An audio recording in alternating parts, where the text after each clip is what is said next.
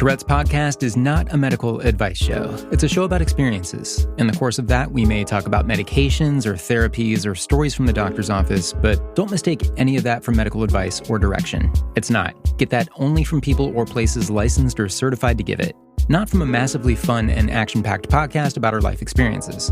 Such as? I kind of have, if there's a playbook on how to end up as a clinical psychologist, like the road that you should take, it should definitely not be mine. I would definitely not be the person to write that book because I have kind of been all over the place. This is Tourette's podcast, made possible with support of the Tourette Association of America and part of the Geeks Rising network.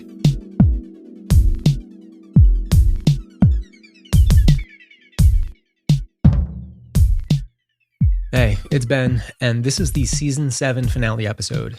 And let me just say, it takes a turn. Not a bad turn. But this episode takes a turn, indeed. And I'm just going to let that ride and not explain further. This episode takes an unexpected turn.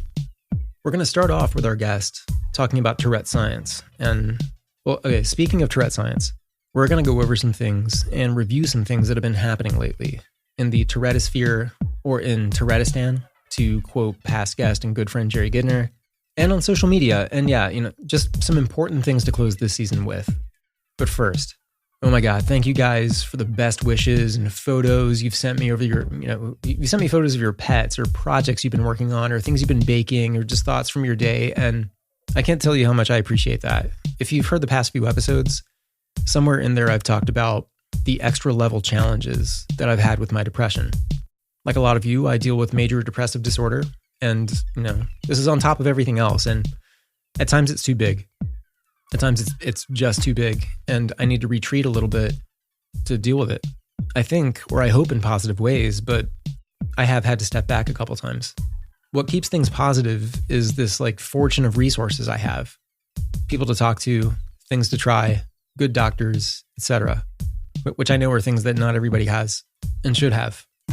And I won't try to pat that down with, it's okay anyway type language. No, we need to have better resources, or at least access to resources. I think that's what I mean. I've kept Sophia in the loop, and while my eyes have been closed, she's been doing amazing things to the Tourette's podcast discussion group on Facebook, which crossed the 700 member mark, which is awesome.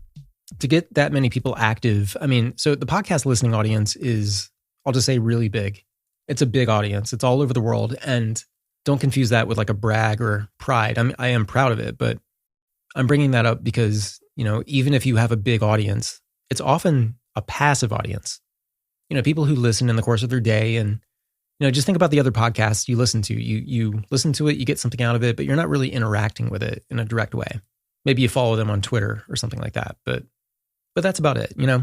You guys, on the other hand, and I'll point to the discussion group population as one example, are really active.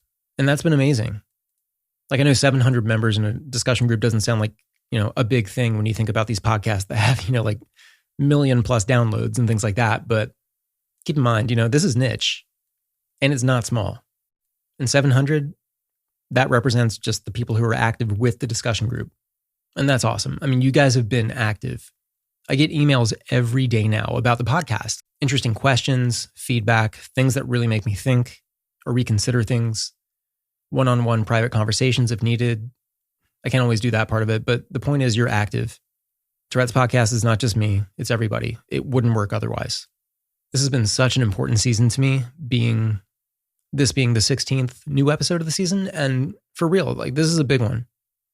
It's so appropriate to close on the note this episode ends up creating, the place our guest takes this conversation. I'm not going to forget it, and I'm excited for you to hear it. So where are we right now?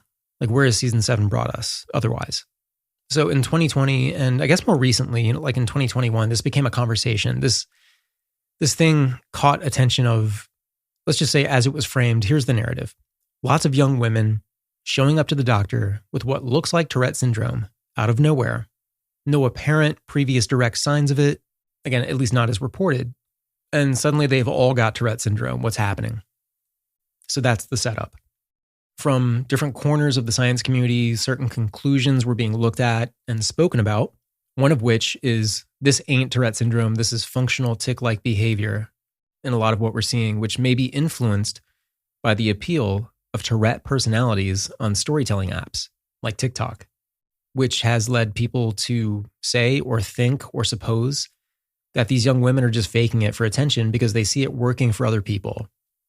Tourette makes you interesting or cute or something like that, and now it's out of hand with people faking Tourette syndrome because of that. Again, that's the narrative. I'm saying all of this in quotes.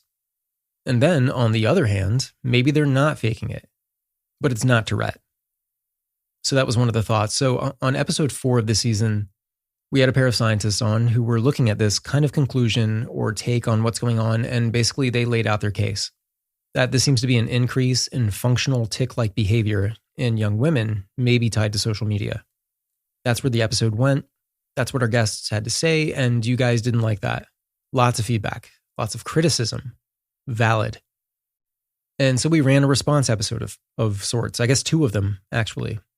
One with feedback about that discussion with the scientists, and then one with another scientist who discussed a different view of what may be happening. Why all these young women are showing up to the doctor with what looks like Tourette syndrome and may or may not have something to do with TikTok. On that episode, with Dr. Christine Conelia, a household name in the context of Tourette's podcast, she lays out the idea that's being discussed that maybe Tourette is what we might be looking at in these young women, or at least is something we have to keep on the table. And that's because maybe Tourette develops and shows itself differently between young men and young women, a later onset for women, and it can be more intense. We're just coming out of a really hectic period of time. Not even really coming out of it. I don't even know what's happening, but it's been tense lately. And these things can have impacts. Again, this is just one of these little variables that we're talking about. But a later onset for women, and it can be more intense. I'm just using everyday language here. So there may be some scientific nuance that I'm missing, but maybe that's what's going on instead. And that sat way better with you guys. That Tourette maybe historically has just been way too guy focused. That the data we've collected has been, from the young men and adult men, and what if we've just missed the mark on what it looks like in women versus men? And that we need to continue developing our atlas of Tourette syndrome and, what's happening and why it might be different between 2 kinds of people or different between the sexes or whatever. Studies are coming out saying this. Now, I have gotten an email from some of you saying, nope, this looks fake. These girls are clearly faking their Tourette, and I find that offensive because my disorder is not material for a popularity contest. Just to paraphrase some of the communications I've gotten. I would ask that you not form a hard opinion, especially one like that, because it might not be what you think. And I have to tell myself that all the time, that my understanding of everything I think I know is provisional. It can change. New information can move the pieces around or help me see things in a different way by standing 2 feet to the left. In subtle ways or in big ways, just ask yourself this question. How do you know what you know? And where does that come from? And isn't the bottom line of all of this really for anyone affected by anything? Let's listen and see what we can do to create better lives. Tourette doesn't start at the diagnosis. If you have it, you have it. You can live on an island and never meet another person in your life. If you have Tourette syndrome, you've got it. If you have another kind of tic disorder, you can get into the same limousine. We're all just trying to be better and feel better and happier with our lives in one way or another. But this whole thing has been, I think, a really great example of testing what we think, or testing what I think. And of course, most of you have just been along to listen and see where it goes. And I've kind of been like that too, I guess. But don't assume someone is faking Tourette when you see it on social media or in real life. Lots of news stories are getting out about this. It's getting out of hand. All these young girls are faking Tourette syndrome. No, just don't go there. There's so much more to learn. And like I said, there's more science coming out looking at the differences between the sexes when it comes to Tourette and similar things. I encourage you to follow Dr. Conelia on Twitter. She's doing an amazing job of, I guess you could say, kind of like journalizing this stuff. All for the best, for good reasons. At @CConelia on Twitter. That's at CCONELEA on Twitter. And she's also on TikTok under the name TikDocChristine, the common spelling of Christine spelled with the CH. This episode is going to do something that I think ties the whole history of Tourette's podcast together. The fancy rug in the middle of the room that gives cohesion to everything around it. Our guest is Dr. Flint Espil. He's a Tourette doctor, works with kids, is a researcher. I'll let him describe his own work, which he does on this episode, and then we go somewhere. We go somewhere unexpected. I met Dr. Espil a few years ago at that Tourette Science Summit that I've mentioned a few times that brought Tourette researchers, care providers, and people with lived experience together in one room to make sure we're on the same page and keep the patient at the center of the cause. If I'm remembering right, Dr. Espil was on a panel that I moderated there. I say Dr. Espil. I've gotten to know him and just call him Flint a few times in this episode. No offense to the very earned salutation of doctor, but he comes off like a friend, and I think you'll hear what I mean. Stick with this one all the way through. Here we go.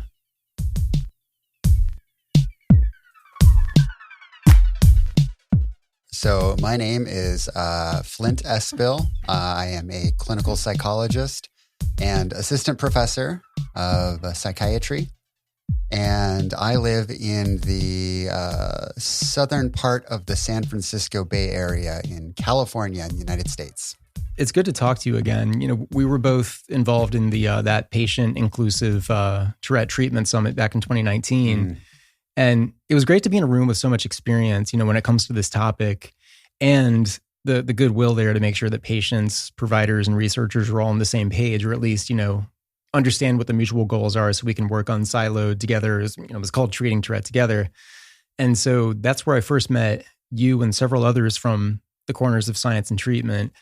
And feel free to comment on that too. But what kind of work do you do specifically? Like, is there a way of describing a day or a week on the job, or is your work more, I guess, kind of like long view involving, you know, research and so on?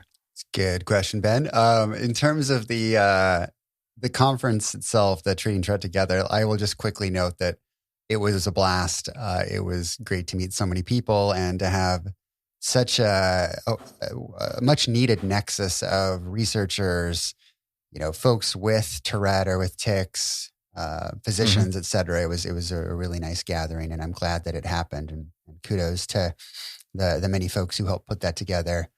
In terms of my my day-to-day, it's kind of all over the place. It's kind of scattered. One of the reasons why I decided to go into clinical psychology, other than just, you know, kind of the general things that you hear from everyone, you know, I want to help people. I find science fascinating. I'm interested in mental health and, you know, et cetera, was just the flexibility of the degree.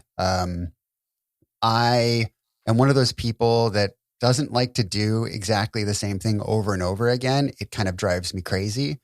And so, and you know, I think most people are, right. Most people are probably somewhere, you know, along that dimension as well. But I really don't like the 9 to 5 and doing the same thing every day. So I was attracted to clinical psychology specifically because I could do the basics. You know, I could help people, I could be involved in science, et cetera, but I could also just do so much with the degree. So, and that's really what I do. So my kind of day to day is I work in the psychiatry department at Stanford University.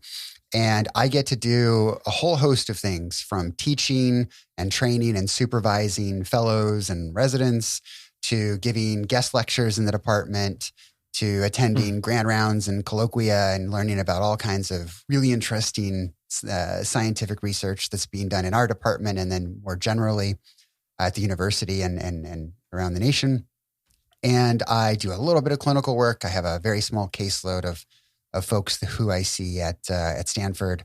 And then I get to do a lot of research, and that involves day-to-day running of participants, being involved in meetings related to recruitment and logistics for our studies, sitting in on case presentation meetings where we decide whether or not folks should be in our clinical trials. I get to write really boring grants and really boring scientific papers that nobody except for other scientists read. You know, it's kind of all over the place. And I find that is enough to keep me interested and refreshed and, you know, get me from one day to the next and 1 year to the next and avoid kind of burning out.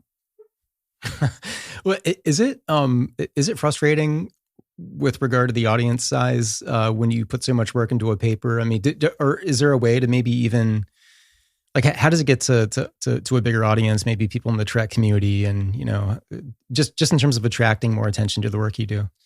Yeah, it's. I think it's something that's getting better, right? So, Twitter is a great example, and Dr. Christine Conalia, who I know is a big fan of Fantastic. yours, she's a big fan of mine as well. We were in the same program actually in grad school, but same lab too. But she's done a wonderful job of really getting her scientific voice out there, and I think a lot of scientists have in the past 5 to 10 years.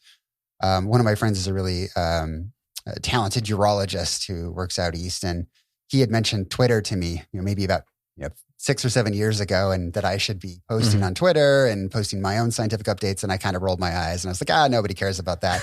But I mean, he was right, and Christine is right, and so many of these folks who are able to really utilize that platform to be better science communicators, and so I think that we're headed in that direction.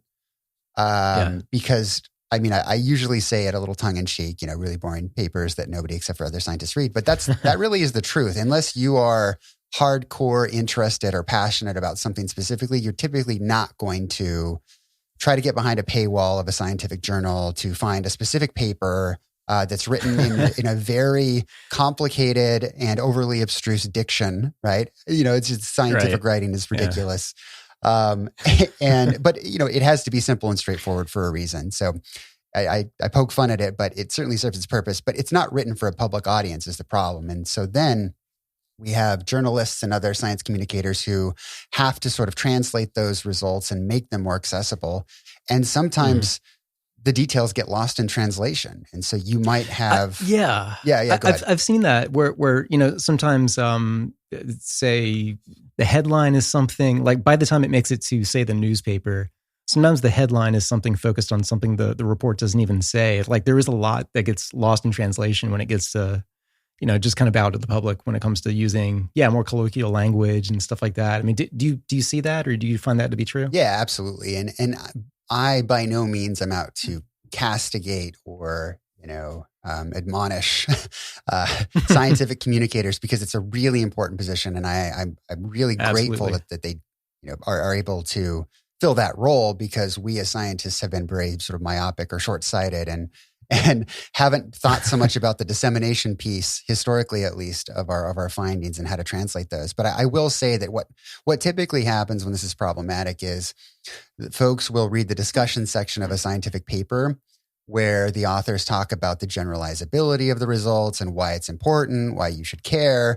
And maybe there's, a simile or a metaphor that they use or something along those lines. And then the scientific communicator kind of runs with that. And that becomes the headline of their, their release, which again is typically a few steps removed from the results or the conclusions themselves of the paper.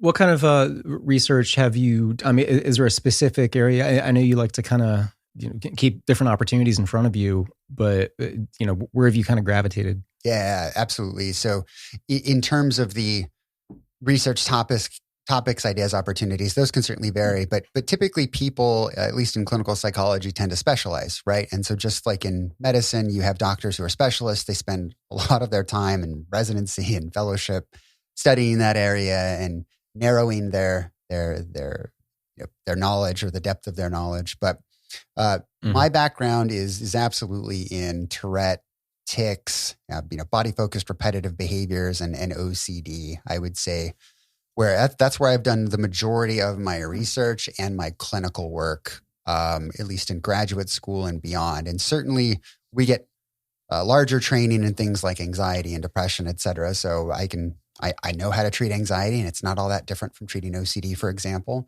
But in terms of my own sort of specialty, it tends to be in tics and BFRBs and OC spectrum type behaviors. And is that looking more at treatment or causes, or what angle do you come at it? Historically, it's been more on the treatment side, I would say, just given the lab that I came from. Certainly we would do phenomenological studies of tics where we would look at factors that can influence the rate of ticking, what sort of antecedents or triggers, if you will, tend to be associated with higher levels of ticking or lower levels of ticking, and how can we sort of change those antecedents. And it's absolutely something that we do in treatment as well with Cbit, which we can talk more about if you're interested. I know you've already kind of talked about it on the podcast, but no, I'd love to. So we certainly would do those studies, but we a lot of what we did were treatment studies, and so definitely carrying a lot of that with me moving forward. A lot of what I'm doing at Stanford is treatment related. However, the times they are a-changing, and the NIH and other folks out there who are much, much smarter than I am have realized that it's really not enough just to do a clinical trial anymore, because we tend to know what sorts of interventions tend to work for a fair number of people. Now it's all about how can we make those interventions better, and how can we use all of the advances that we've had in technology and our understanding of the brain and the myriad circuits involved in the brain, and in terms of figuring out when treatments work, why do they work, how can we make them better? Is it something about disorders themselves? Is it something about the presentation? Is it something about, the course? And so a lot of what I'm doing at Stanford has evolved in terms of collaborating with folks who do a lot of neuroimaging or who do TMS, which again, I know has been talked about on the program as well, to improve outcomes for people who might have treatment-resistant OCD, for example, or other sorts of treatment-resistant disorders. So that's kind of where I'm at currently with a lot of the research side of things that I'm doing. And you mentioned Cbit. I mean, that was kind of the star of the show at the Treating Tourette Together Summit, and that there's a lot of hope behind it, because it's not directly pharmaceutical in terms of putting a chemical in your body, but there's still the effectiveness rate. It's what, like 50% or something right now. In the trial, in the kid trial, it was like 52.5% of the Cbit kids were considered responders. And then the way we tend to break it down is it worked really well for a third, it worked moderately well for a third, and then it didn't really work at all for another third. So it is what you're talking about earlier about, taking what we have and trying to make it better and figure out how it best fits with the world today and all that. Is this sort of part of that, is trying to maybe work with Cbit to figure out how to boost that percentage? Or, I mean, is that part of it? Yeah, absolutely. And I think that's exactly what Dr. Canalia is doing up in Minnesota right now. They have a really cool trial that I'm sure she'll be on in a year or 2 or 3 when that trial wraps up to talk about the results of that study. But it's a conversation that I've certainly had with her in the past in terms of using something like a neuromodulation technique, or TMS, right? That magnetic coil, to boost a treatment response, or to see if we can, if we do it concurrently or if we do it before or after, is there a way that we can get at that third of people who don't respond, or if we can improve the rate of response in that third that, responded moderately but not completely. And these are the research questions that I think a lot of folks, not just in the Tourette world, but in the mental health world more generally, are asking right now, is how can we leverage technology and all of the advances that we've had in, I would say, non-traditional approaches to treatment, sort of above and beyond therapy and medication, to see if we can boost response, or at least better understand response. So where do you see, just looking at the past, 10 years, 20 years, maybe even, more recently than 10 years, I don't know, but looking at how we've come at treating tic disorders, and with medications that, that it's hard to find something that's, targeted. You hear about things that come up where maybe it's kind of a dubious or questionable treatment. I mean, how have you seen, I guess, the treatment conversation evolve in the past, maybe since you got involved? It definitely has evolved. The original Cbit trial was published in 2010. And then the adult trial, I believe, was published in 2012. And since that time, there has definitely been, I don't know if proliferation is the correct word, but we'll just say an increase in the number of studies that have tried to leverage things like TMS, or have tried to use like deep brain stimulation for the more severe cases. It's not like they came out of nowhere. These this has been around for a while, but as time passes, more and more studies come out, right? And so we're able to look at more and more data. And The early results just haven't been great, to be honest. So if you look at the historical trials of TMS for Tourette, the findings are really mixed, and it's been a while since I've looked at them. So we may need to do a little lit review after this, but for a while, it basically, what we found is that the trials that didn't have a really strong comparison group, they were just what we would call open label. So everybody comes in and they get treatment and that's it. There's no control group. There's no active intervention group. We would see some results in those, but when you pulled up trials that actually had a comparison group or a sham condition, right, where people think they're getting TMS and, there's all the lights, bells, and whistles that we associate with TMS, but they're not actually getting the stimulation.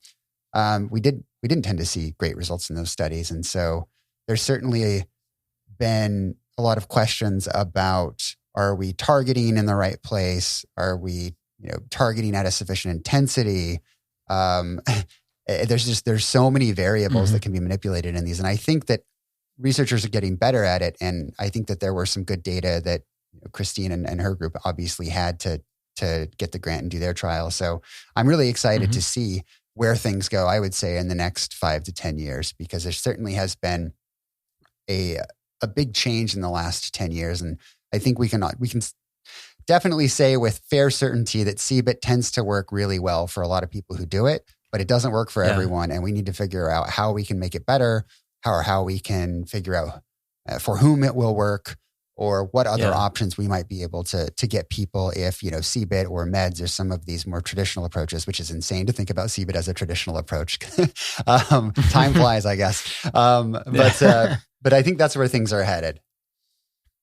Yeah. So those are the questions about, whether it works just as well from like a teledoc kind of, laptop to laptop kind of setting, or whether it's you supplement with, so to speak, with a certain kind of medication in tandem with. It's just, are those still questions that are being asked, or is this stuff that's kind of getting sorted out? There have actually been some trials that were done a long time ago in a state far, far away when I was a grad student, on things like tele-Cbit. So there were some early studies that actually used telehealth platforms. And then there was a follow-up study that one of my very good friends, Dr. Amelie Ricketts, who's down at UCLA, did. She's cool. Where she did Cbit via Skype. And, Dr. Capriati, who's also been on your show, recently did a study where he gave folks the option to do in-person or basically Skype Cbit. And the results are good. We know that when folks tend to do Cbit over the internet, they tend to respond. And so there might be some reluctance, just given that there could be technological issues. What if my connection's not good enough? What if we can't see ticks in real time? What about ticks that are lower limb ticks and we can't see them in the camera? And these are absolutely considerations that these researchers have taken into consideration and put into these protocols. But I think I can say with fair certainty, it's never 100% in science, right? But a fair certainty that Cbit tends to work for folks who want to do it via teletherapy as well. I think more so now that's exciting. Yeah, right. It's pretty cool, right? And that's a question that a lot of people have, right? Should I do it in person? Should I not? Should I wait? Yeah, but just applying that to the question of, access and reach and all of that. I mean, that opens it up to so many more people to access it. Provided the provision is accessible. No, it really does. Especially given the events of the last year and a half, right? Where in-person therapy for a lot of folks just kind of went away for a while, and everybody kind of shifted over to teletherapy and in a lot, live drill, right? In a lot of ways, I think it was maybe a needed catalyst for maybe insurance providers or providers more generally to learn that, actually teletherapy can be effective. A lot of people have been on the fence for a long time, but it's definitely a question that we answered for Cbit quite some time ago. We've talked about Cbit on the program before, especially with different providers and researchers, but just, there are new people tuning in all the time. New diagnoses happen. Some people maybe have never heard of Cbit. Is there kind of back of the baseball card way of explaining what it is? I like that. Let's talk stats. Sure. So it's the comprehensive behavioral intervention for tics. There actually is a trauma treatment called Cbit as well. And so it's interesting in some academic circles, if you say Cbit, they might completely misunderstand. We're just right. Terrible with our acronyms in the Tourette world. The TAA, which was the TSA, and I won't get started on all that. Right. Oh, yeah. I remember that. But anyway, it's been around for quite a while now, and it's really this amalgam of a lot of components that we've known since the 70s tend to work on some level for tics. Azrin and Nunn published a paper back in the early 70s on habit reversal training, and that's kind of the core piece of Cbit. Right. And what habit reversal training is, and again, this is kind of the back of the baseball card or elevator talk here, so we're not going to get too much into the nitty gritty, but basically it involves learning to become more aware of things like urges to tic or any other kind of somatosensory or interoceptive like sensations that signal that a tic is about to happen. And then once people start to become more aware of their pre-tic warning signs, then we teach them to do what are called competing responses. And competing responses are things that folks can do with their body that are incompatible with ticking or with a specific tic, that are relatively inconspicuous or at least less noticeable than the tic itself, and are sort of universal in nature, that can be done in most settings. And we teach them to develop competing responses for specific tics. So if I have someone who has a shoulder shrugging tic, competing response may involve them kind of pulling their shoulders down and back and then holding that for a certain amount of time, and learning that eventually that urge to tic or that sensation will go away, or it will become less intense, or at least they will be more able to cope with that feeling and go about their business or do the things that they need to do. Again, it's an oversimplification, but that's one example. And so that response, right? Assuming we get a really good response definition of what that shoulder shrugging tic looks like, we'll assume that it's incompatible. It's relatively inconspicuous. Most people probably wouldn't know you were doing that unless they were really watching for it. And it's universal in the sense that you can do that. I call this my green eggs and ham rule with kids, because you could do it on a plane, you could do it on a train, right? So they could do it in most situations. You could do it in the shower, you could do it in a meeting, you could do it out on a date, you could do it in the car. So those are kind of the basic principles of a competing response. And then the last part of habit reversal is just this social support piece, where if it makes sense to do so, we involve parents or significant others to help folks practice their competing responses. And that, I would say, is the core of Cbit. But then there are some other components, like most evidence-based protocols for OCD or anxiety, depression, or what have you. There's an educational component where we talk about tics and what we know about them. Knowledge is power, and having an understanding of the phenomenology of tics and the course of tics. Get the context. Exactly. There's the classic, car example that others on your show have used, where, there's the oversensitive gas pedal and the leaky brakes, right? Mm-hmm. We kind of walk through that with folks. We talk about comorbid disorders if they're present. We talk about stress. And then there's also a relaxation training component. There's a relapse prevention or a maintenance component, where how do you sort of summarize what we've learned and take that moving forward. And then the other piece, which I would say is probably the other main component in addition to habit reversal, is this idea of learning more about when and where folks are more likely to tic, and then using that information to help them tic less. So we have them do monitoring of their tics. We have them track their tics. We learn more about what their antecedents or tic triggers are. And then we create interventions to help reduce the environmental impact on their ticking. So the external environment, people, places, situations, or the internal environment, stress, anxiety, anger, frustration, depression, whatever it might be.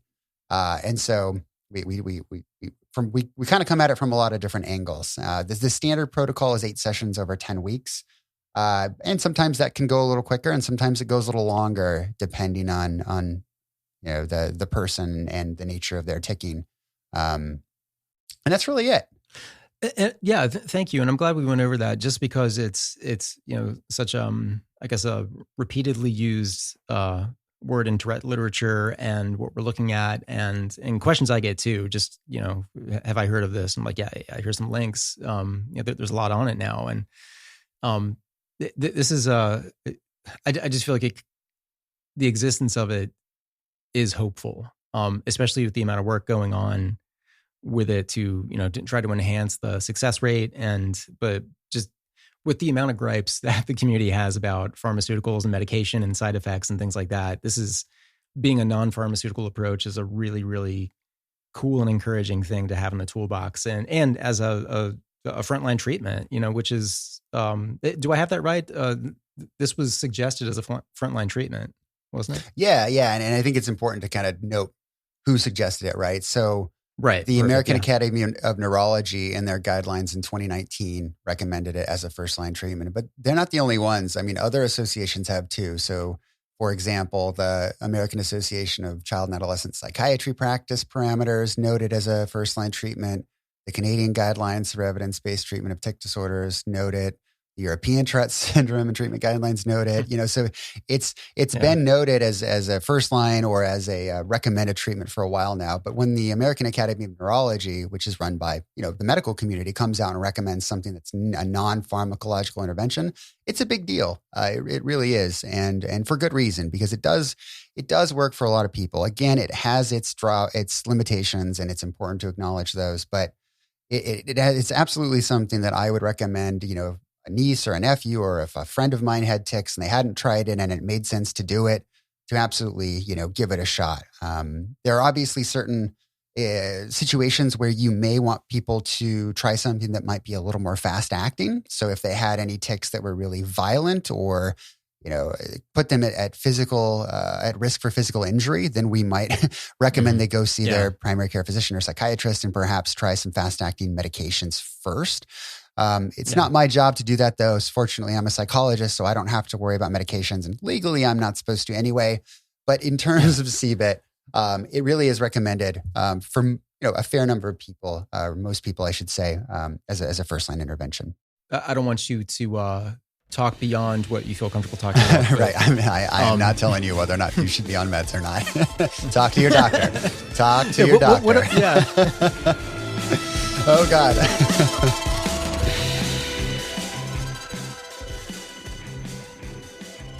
The Tourette Association of America is the premier nonprofit working to raise awareness, advance research, and provide ongoing support to those with Tourette syndrome or tic disorder. With a network of over 130 chapters, support groups, and centers of excellence, the TAA engages with communities across the nation in an effort to provide tools, webinars, workshops, and support for all seeking assistance. As a primary sponsor of Tourette's podcast, the TAA supports the authentic conversations showcasing the diverse representation of the TS community. To learn more, visit Tourette.org, TOURETTE.org.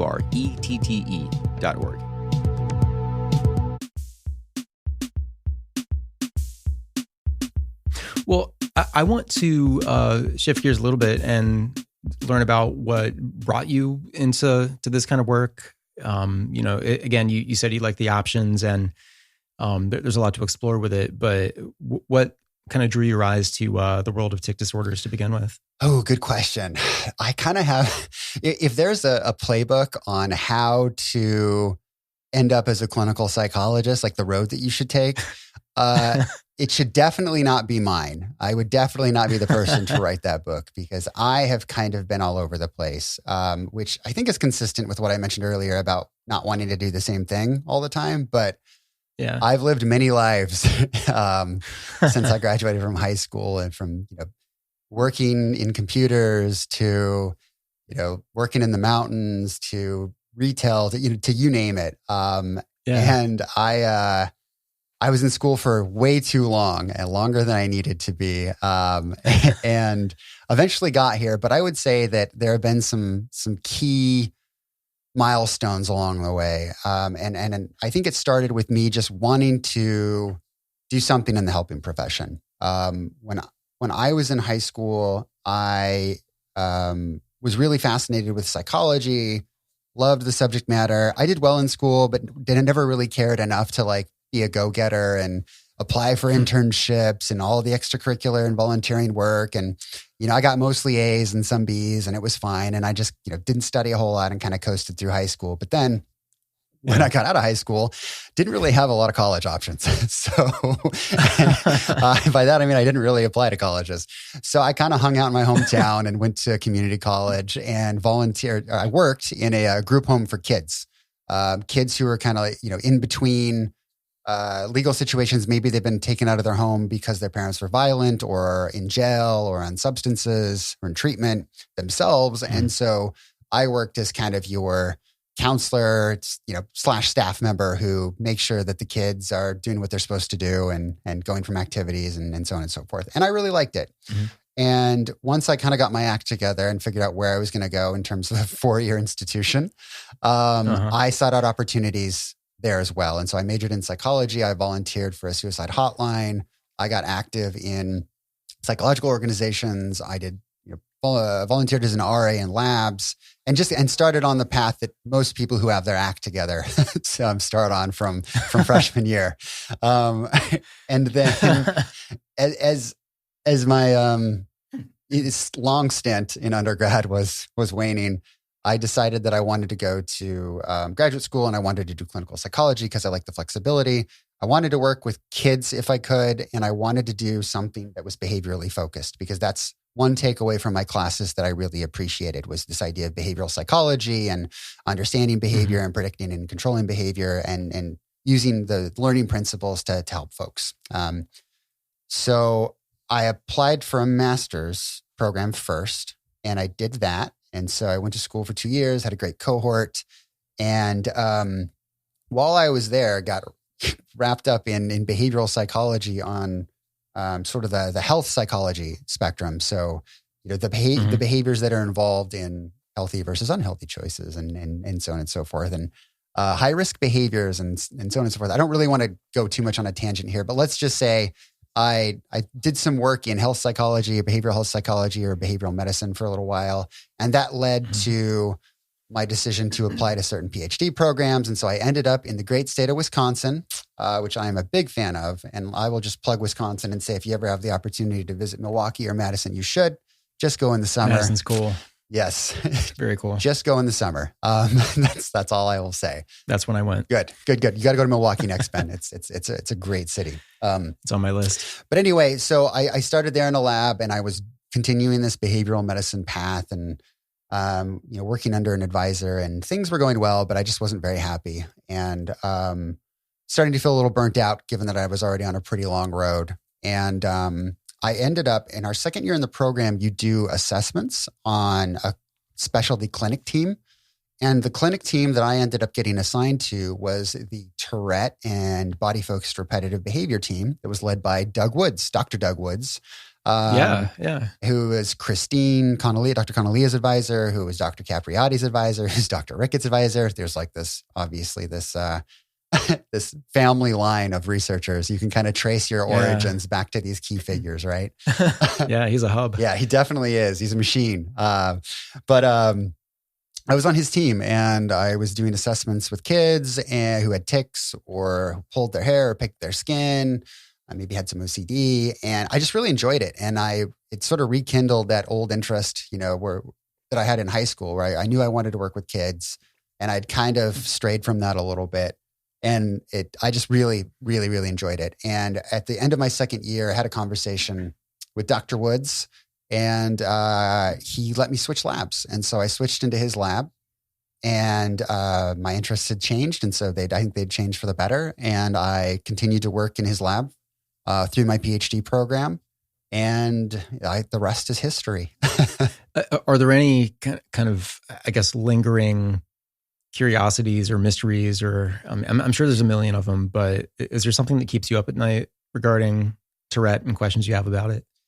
There are a lot of questions, and I kind of have this running series in the notes application on my phone where maybe I see a talk or I read something or I have a conversation with a colleague and I think, oh, well, we could study that in Tourette, or I wonder if this is related, or I wonder if this is a phenomenon. And so certainly things like, the premonitory urge, for example, and where that tends to show up in the brain. And we have some research on it, but every time we try to examine the urge, there are all kinds of confounds in studies. And every time we stimulate the area of the brain, the pre-supplementary motor areas, the fancy term for it, in TMS, we don't tend to see the changes we want to see long-term. And so there are questions that I have related to that. There are questions that I have related to the development of tics, right? Like things that have come up more recently, like when tics do develop, what is typical development? Because we always think it's 5 to 7, but we're learning more that may be more in assigned males compared to assigned females, for example. And what about these more aberrant or different, I should say, presentations when people develop it later? And this is kind of related to the research article that we just published. But if people do get Cbit early, how does that affect the long-term course of tics? Or what does that mean if they don't respond, right? And so there are tons of questions, I would say, that are always there. The problem is just finding the time and, even more importantly, the funding to do a lot of these studies. Right. How difficult is it these days with competition for limited amounts of money to do the science we want to do? It's definitely competitive, and some people are better than others at getting research grants, but there are a variety of ways in which people can get funded. So sometimes people will get NIH funding. Sometimes people will get funding from foundations like the Tourette Association or the OCD Foundation. Right? There are all kinds of associations out there. The Bill and Melinda Gates Foundation. There are lots of private foundations that will fund research, depending on sort of the areas that they want to fund, and they'll take applications. Sometimes even just private donors will donate money. Maybe they had a family member who had OCD and were really helped by something like exposure and response prevention, or maybe Cbit really helped their child with Tourette or their partner with Tourette or whatever. So there can be funding through those channels as well. There's really a hodgepodge, but the traditional way is really to apply for grants from the NIH, for example. Yeah, just kind of a loose curiosity of mine for, what gets done versus maybe what we could get done. And, how much, well, that's a different conversation, like how much is tied to money, like our rate of science. But I would say, let me just interject real quick. I would say one of my favorite parts about attending conferences or attending the Treating Tourette Together conference, for example, is absolutely the conversations that I have with folks in between sessions or at dinner or over coffee. Yeah, definitely. Yeah. Because there are all of these really smart people with these fascinating research ideas that we just can't do right now because of resources. And so I think that if money weren't an issue, we would absolutely be learning a lot more about Tourette and treatment. 100%, because there are certainly a lot of very intelligent people who have some very intelligent research questions. Not me, of course, but other folks out there who could do, I think, some really cool work. Well, studies. Say, luckily, we have a lot of billionaires in the audience. So, oh, right, perfect. Yeah. So we're gonna get this taken care of. All right. Well, so the last question I kind of had on my mind, I guess, with the questions that are in the air and the Tourette science we want to do and all that. I mean, and especially with some of the questions that have kind of been asked recently with, what does Tourette look like in me versus you? Do you see the definition kind of changing boundaries at some point, or including more or less, or getting revised? I mean, because those conversations have been in the air. And there's that previous one about the Tourette spectrum disorder or tic spectrum disorder. I forget what the specific wording was, but is this something we're kind of possibly working toward? Is a more refined definition of what Tourette syndrome is? No, I'm not sure I have an answer, because I don't even know if it would be a changing of Tourette or if it would be just an additional category. When you look at the taxonomy of things like the DSM, which is the Diagnostic and Statistical Manual, American Psychiatric Association, we historically have put disorders into buckets, or as famous psychologist Paul Meehl would say, attempted to carve nature at its joints and create this taxonomic system for where we draw the lines between disorders and what constitutes this syndrome or this phenomenology or whatever it might be. And maybe we'll continue to do that, and we'll just create more categories as we notice non-traditional, let's say, presentations of tics or different presentations of tics.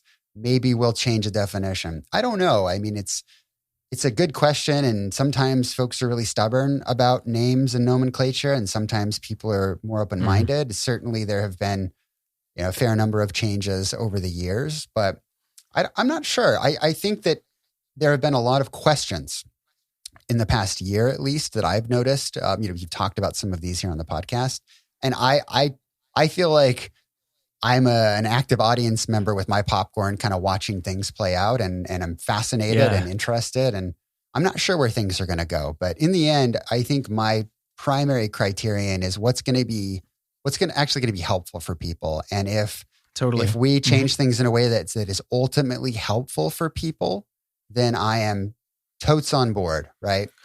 And I'm less interested in the semantics of it, but I'm not entirely sure where things will end up. Yeah, because it's one of the reasons I wonder about that.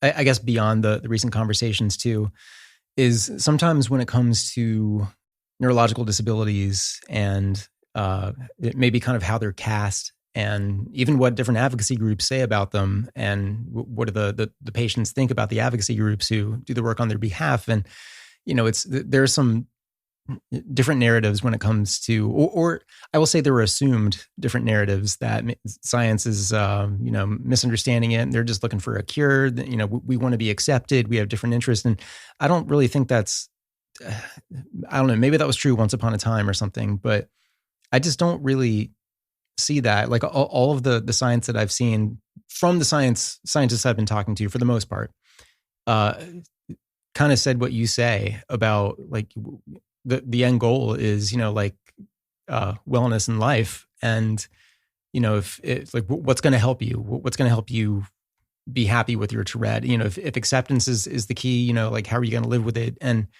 it's just, it's really, really cool. I think, to have heard, when I was totally uninitiated, to have heard that, like science doesn't know anything about it, to getting involved in this and seeing all the work you guys are doing, and how fascinating it is. And I do think people should seek out these reports. And I love what Dr. Canalia is doing on Twitter and TikTok to, explain this stuff to the general audience. Because I would get lost reading papers, but it's really cool seeing where you guys are going with this and who you're involving and how you're thinking. And I just want to say thanks, because I think it's really, really encouraging. And I want the Tourette community to know that. Oh gosh. Well, I mean, it's nice to hear that. It's certainly not something that we hear very often, but that's probably, and I would say outside of therapy, but it's something we should hear more, because I think that we should interact more, broadly with folks. And that's, where things like Twitter and TikTok absolutely come in. And it's good that we are able to, I don't know if break down walls is the correct way to frame this, but if we're just finding ways to be more accessible and get science more accessible to folks who are genuinely interested. And so I'm happy to hear that, one, it's reaching people outside of an academic conference, and two, that people are finding it helpful and useful. And I would actually turn that right back around on you and say thank you for doing the work that you do, obviously, with the Tourette podcast. I mean, I think that you've given a lot of people a voice. You've increased the sense of community.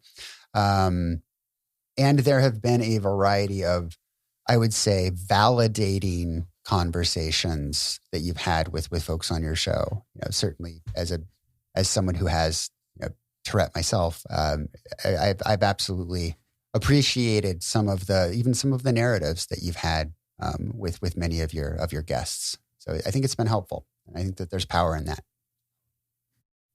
Well, I don't think you had mentioned previously that you had Tourette. Is that something you talk about much? So, and if you want me to wrap it up, I will. No, it's fine. But it's totally fine. It's not something that I talk about a lot.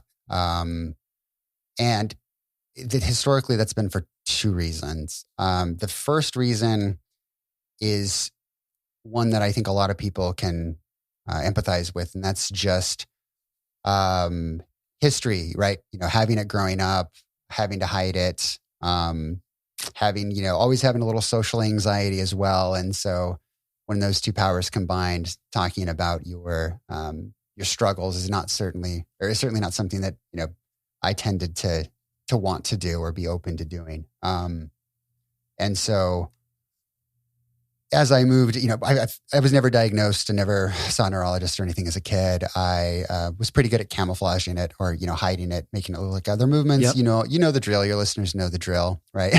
You all know how this goes. I was fortunate to, I would say, I don't know if fortunate's correct, but my tics have always been on the mild to moderate range. I've never had really severe, violent, dangerous tics. I've never had, swearing or coprolalia, as we talk about. It's rare, right? And the miscommunication, or the misunderstanding is that's what Tourette is. Obviously, that's not the case. But anyway, so I was able to sort of write it off as habits or quirks or other things. And certainly my close friends noticed it and would kind of joke around about it and stuff like that growing up. But I didn't really figure out what it was until I was probably around 17 or 18. And then just kind of kept it to myself and just decided it wasn't going to be something that I would talk about with other people. Most of the people that I dated growing up, I didn't talk about it with. I think I've told two people whom I've dated that I have it, long-term partners, my current partner and then my previous partner. And I think there's just a part of me that still struggles with that. And so I guess if you're a friend or family member and you're listening to this, surprise, I have Tourette. But it's something that I think your podcast has helped me with, in terms of the shared experience. And as a researcher, I know that if you talk with people about it and you tell people that you have tics, they tend to view you just fine. But if you don't tell people you have tics and you are ticking and they notice it, the impressions can actually be less favorable. It's something that Dr. Woods, and his lab studied a long time ago, and it's been a pretty consistent finding. So it's actually, in a lot of circumstances, it's fine. If you don't make a big deal out of it, other people don't either. In general, there are exceptions. Some people are jerks, some people are mean, etc. Whatever. But so that was the first reason. The second reason why I haven't historically talked about it much is just because in therapy, working with kids, if you mention that you have tics, that's all they want to talk about, right? Yeah. So they'll be like, oh, do you have this one? Do you have that one? What did this? What about that? And they have all these questions. And it's fine, right? And kids are adorable,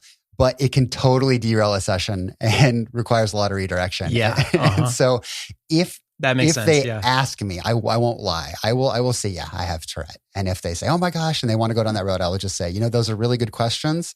And I'll tell you what, let's get through everything we need to get through, and we can set aside 2 or 3 minutes to talk a little bit about that at the end if you want. So, and then with adults, I usually just say, hey, we're here to talk about you and your tics and things like that. I'm happy to answer general questions, and if you want to talk about some of the stuff off the clock, we can. But avoiding sort of the shift in the focus is kind of my goal for a variety of reasons in therapy sessions. So that's kind of been my MO, and then. I got, who was it? I think it was maybe Dr. Amelie Ricketts gave me a hard time at the Treating Tourette Together convention. She was like, yeah, are you going to tell people that you have Tourette? And I was like, well, I'm not going to lie. And she's like, you have to be open about it. And I was like, okay, fine. I'll be open about it. It's so shameful that, I'm a provider and I ask people to be open and honest with me. And then I feel like I have this dark secret, and it shouldn't be. And it's nothing, it shouldn't be a secret. It's just, we are learning experiences. And I just had a lot of not so great learning experiences growing up. Like a lot of people, I just had a rough time. And I think it definitely has shaped how I've approached talking about my own Tourette. But I'm getting better at it. I'm working on it. I'm working on myself, just like we ask others to work on themselves. I'm working on that myself as well. Well, first off, thanks for all the kind words. That's really, really cool of you. And I want to say thanks for opening up about this. And and your Tourette, just because, that definitely completes a picture, and is, I hope, you feel comfortable in this environment talking about it, just given the audience. Oh, absolutely. And, I think I think Dr. Connellia said this last time I talked to her, where she said, she's seeing an increased number of young people. Maybe it wasn't Dr. Connellia, it was somebody, seeing an increased number of young people with Tourette who were getting interested in science, just in general, just their connection with it, the times they've been to the neurologist. I think it was her. I think it was her. I listened to that episode. Yeah, it's really cool to see that connection being made, and it being seen as like an encouragement, and almost like exposing people to new subjects. Like, here's your Tourette diagnosis, and when people learn more about it and have these these lingering questions about it, and they want to answer it, that's where science comes in, and it's really, really cool to see. And this. I hope, with anybody listening, young people listening who are into science and want to go in this route, it's really cool to hear you talk about this. And I'm glad we focused on the work you do, kind of in this spirit, versus just talking about your life with Tourette the whole time. I mean, this is, because this is an important effect of, just like you were saying, like, you are your learning experiences. And sure, you definitely have that with Tourette from that one angle, and just the sense of appreciation, I think, when it comes to just affording somebody understanding, even if you don't disclose that you have Tourette, just you do backstage have that sense of understanding and knowing what these, kids are going through. And that's awesome too. But it's so cool to see people go in your direction from the Tourette community. Oh, thanks. Yeah. I mean, it certainly wasn't the impetus for me getting involved in the research. It kind of like just landed in my lap in graduate school when I switched labs. But absolutely, I think there's an understanding when I'm working with folks. I mean, I know what it feels like to get frustrated by tics. I know what it feels like to have strong urges to tic. I know what it feels like to worry about tics in certain situations when maybe I shouldn't. I know what it feels like to, not worry about my tics. And so There definitely is a component that is absolutely helpful in working with folks. And yeah, I definitely didn't want our interview to be solely about my Tourette's. If you want to hear the long drawn out story, I'm more than happy to have that with you over a beer or a coffee someday. But I'm glad that we're able to certainly talk about my work. So what are you working on? What's kind of imminent for you as far as the work you do, and what are you putting out there? I think the most exciting thing that I'm putting out there, along with several of my colleagues, is the paper that is the Cbit follow-up study. Okay. Yes. And so this is basically a 10-year follow-up of 2/3 of the kids who were in that original Cbit trial, to kind of see how they're doing now that most of them are no longer kids and they've moved into the early to mid 20s, actually. So this is following up and seeing their outcomes with Cbit and where it's taken them over time. Yeah.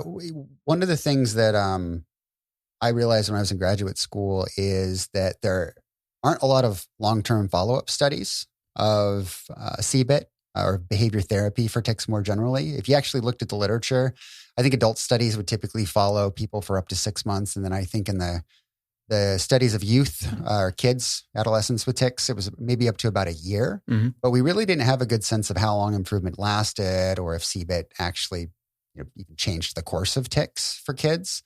Really, are there effects to early intervention? What happens to people who get early interventions or don't? And so that's actually what I did for my dissertation. I interviewed about 15 of the kids who were seen at one of the 3 Cbit sites. Yeah. And what we found is that, first of all, it was really cute watching them as little kids in their interview, and then fast forwarding them 7 to 8 to 9 to 10 years later and seeing them as adults. It was really, really cool to see. But we followed up with them, and we found that actually the people who got Cbit tended to be doing better than the people who didn't. And wow. The alarm bells started going off there. And so my advisor, Dr. Woods, and I chatted about it. And then we looped in some of the other big Cbit folks, Tourette folks, and we applied for a grant to the Tourette Association and got it. And that was awesome. Yeah, we were able to do a larger study and actually follow up with folks at all 3 of the sites and see if we could get enough people to agree to do some interviews and some assessments to see if this finding would actually hold for the larger group. That is so cool. I mean, so this is this something people can access and review for themselves and learn more about? I believe so. And there are going to be a couple components to this. So by the time this comes out, I will probably have already met with the Tourette Association. But right now, my co-authors and I are coordinating some interviews with the Tourette Association and with our respective institutions to get some publicity on the article. So certainly there will be some press releases that folks can read. And I believe the manuscript itself, if you really want to read some boring scientific writing, will be out. I think it's free for the first month that it's out. It's coming out in the Journal of the American Academy of Child and Adolescent Psychiatry. And I will make sure that you have a link to it for your show notes so that if folks want to access it directly, they can. Do you think more people would read if you made it like a cool font? Ooh, like Comic Sans? Yeah, Everybody loves Comic Sans, something right? like that, or yeah. It's very professional. Papyrus, or yeah. Yeah. I don't know. It's just that it's that hard tension between scientific rigor and accessibility. I mean, I think the answer really is where we're headed with just the authors themselves being better at communicating their findings, right? So maybe what we need to do is put some science communication courses into our PhD programs and even into our, MD, PhD programs so that folks just get more familiar with ways to be better communicators and how to do that, right? Because not everybody who's a scientist is a very good scientific communicator. Well, I mean, that's an exciting field in itself. I mean, with me, I have a journalism background and it was more on the politics side of things, but occasionally I did get to write about some exciting science. But I found that when I got to the writing process and trying to explain it, with very clear language, so a general audience can get it, that was difficult. It was tough. I was not really confident with it or cut out for it. And that's not to say that, it was incorrect, but it was definitely probably lackluster when it came to the finest points and what's most important right now and all of that. Just because of that, that sort of rickety bridge between the jargon and then someone who's a complete outsider, but is maybe good with language. And it's really neat to repair that bridge and like make that a hardcore field. I mean, I know science communication is a field, but just something that's kind of new and exciting. That's cool to think about.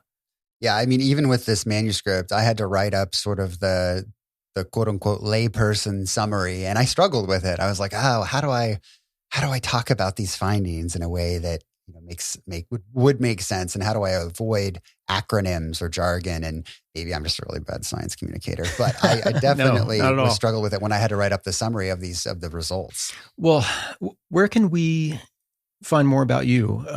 Is there a website dedicated to your work, or do you have a profile online, or how do people seek you out?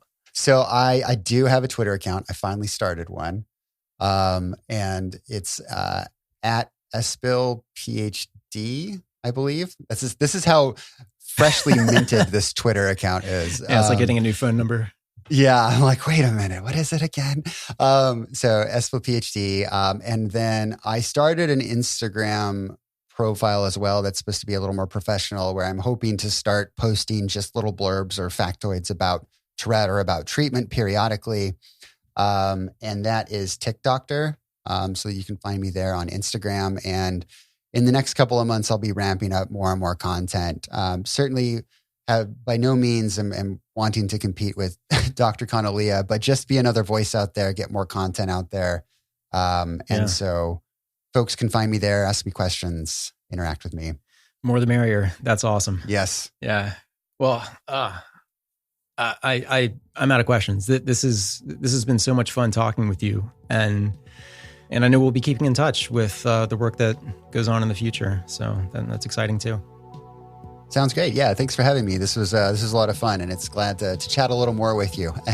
We'll have to continue this, and certainly if we're ever at a conference or maybe Treating Tourette Together Part 2, or if you're ever out in the Bay Area, let me know, and we'll go grab a drink and chat a little more. 100%.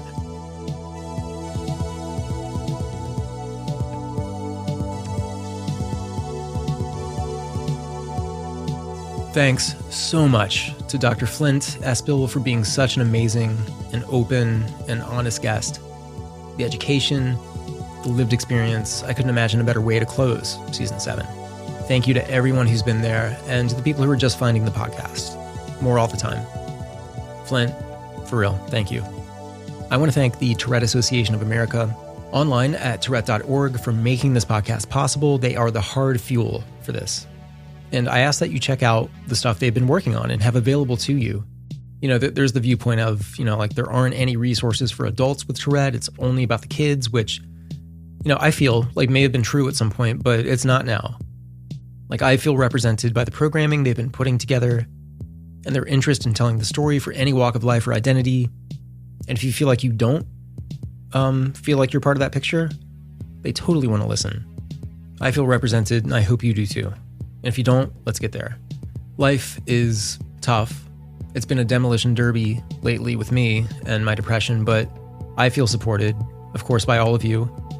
And I hope you feel the same way about each other. Like not to get all touchy-feely, which is a really weird phrase I'm probably never going to use again. But anyway, I feel it more than I let on. You guys and your presence, it helps. This is not about me. It's about feeling community. It's about listening because that's the only way we're going to find stuff to relate to and find our starting points for healthier conversation. And I mess up with that a lot. I just apologized to somebody who was telling me about a hard time, and I don't think I was doing a good job. I wasn't doing a good job listening. I think I was kind of laying that onto my own context and seeing how I could relate to it, but then forgetting about the place of hurt that person was coming from. And all of this helps me to keep that in mind and be honest about it. Geeks Rising at geeksrising.com has been tremendous with their love and support of this podcast and the greater Tourette community. Geeks Rising is the podcast network that approached us in, I think it was season 3, right? Approached us and said, we'd love for the podcast to be part of our network and bring the show to more listeners in a general sense. So we got people listening who have nothing to do with Tourette syndrome, but understand it a whole lot better now because of what Geeks Rising did, coming to us and sharing the podcast with other people. They didn't have to do that. Bandrew, Heather, Logan, Malcolm, Zach, Ducky, you folks are the best and some of the most sincere people I've ever met, really. Sophia in the UK has been our discussion group admin, an amazing ally and sounding board, since day one, really. The discussion group on Facebook, how that came together, that was all her. She's the brain on that.